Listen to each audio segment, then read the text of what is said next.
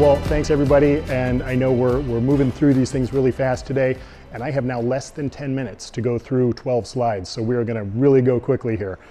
There we go. All right, quick thing about me, Tom Wozniak, as you heard, head of marketing for Optizmo.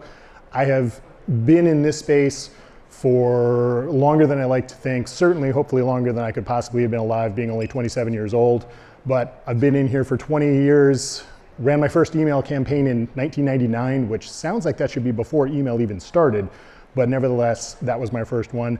Got into affiliate marketing back in 2005 and have been in various ad tech companies and whatnot since then. And now again with Optizmo, leaders in email suppression list management. If anybody is interested in that, come talk to us. All right, what I'm gonna do today in a very quick time frame is go through a little bit about where email is today and where it's headed in the future. And then actually the panel that comes next is gonna hopefully dive into that even a little bit more. So we'll probably save questions for that. But just a quick look at email. As I said, I might be a little old for the marketing industry, but email unbelievably has been around for 43 years as a marketing vehicle. The first email marketing campaign was sent out in '78 and back then made a 42-to-1 return on investment and basically set the bar for ROI for lots of digital marketing. And despite the fact that we've seen the rise of dozens and dozens of other digital marketing channels, email just keeps on chugging along and keeps being a real champion from a performance standpoint. All that said, email still faces challenges, just like every other channel does. So I'm gonna go through 3 of them in the next 8 minutes and hopefully take a little bit of a look at what, as marketers, we might be able to do about those challenges. And quick question, how many folks in here actually are involved with email marketing in some way, shape, or form? All right, good deal. Okay, first challenge that I think we all face is changing consumer behaviors around engagement.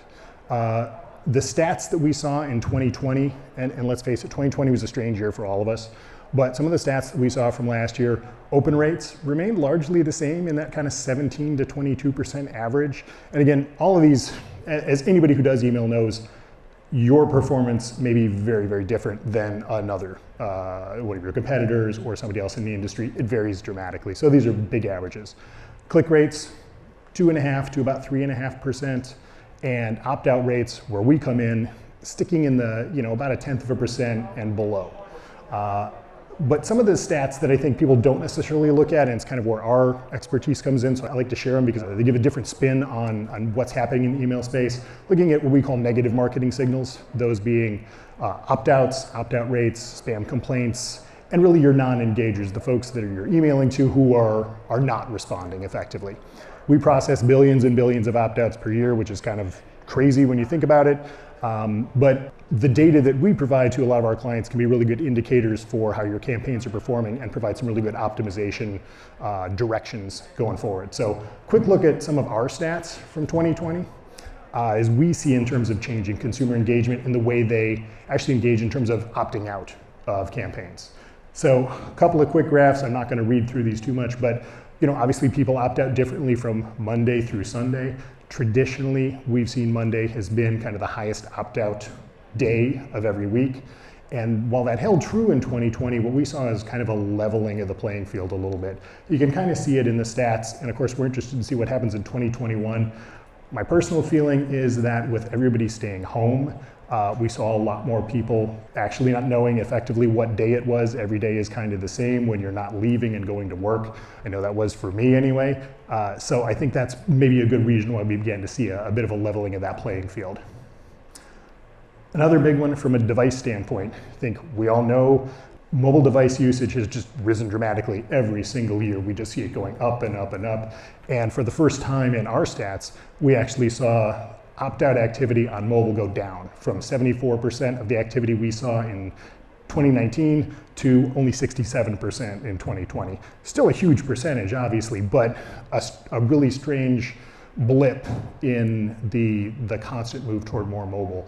So I think something interesting to watch again, kind of going forward. How should marketers adapt to some of these things and just adapt to changing behavior? I think what we all know is best practices.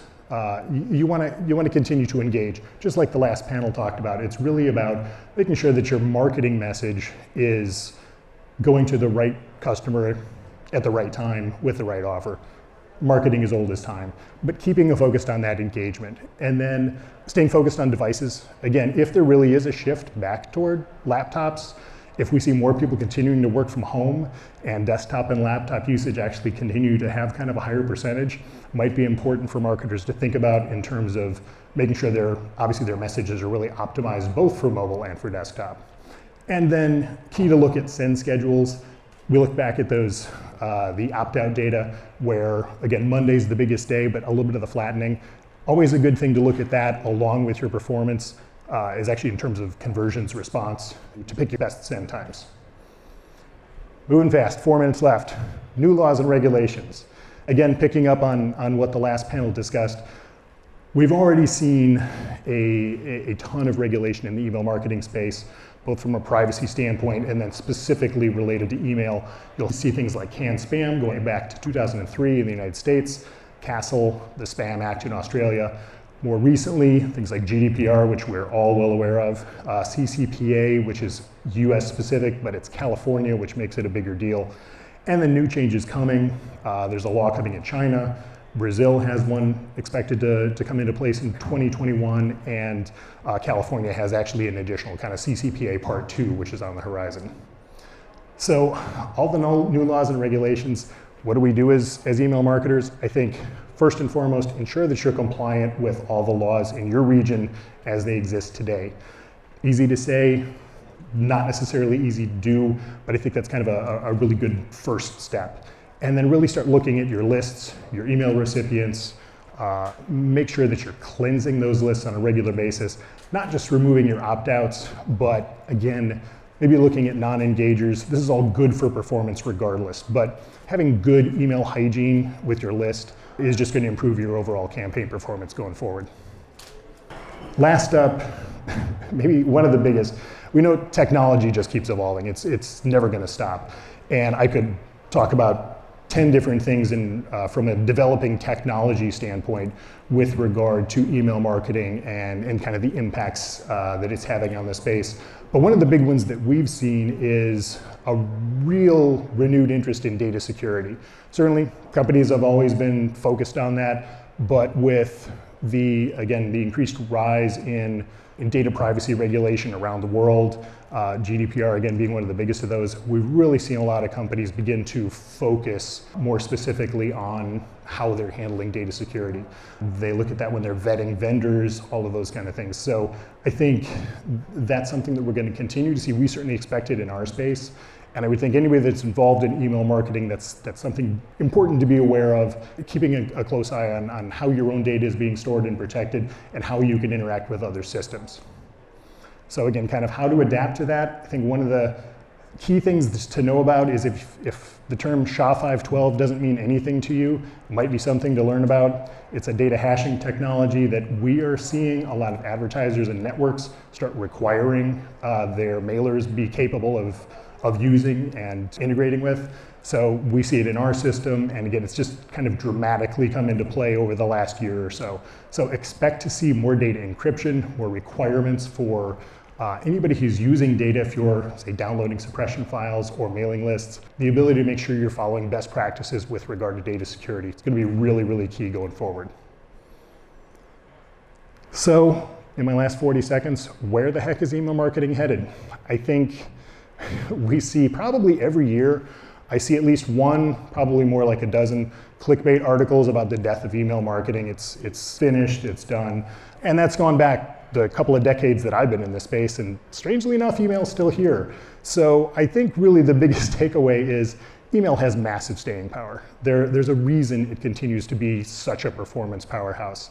The engagement, the ability to truly target your audience, all of that stuff is going to keep email front and center. And then the fact that the cookie is going away is going to make the email address even more important. And on that note, I'm about done. That's my 10 minutes.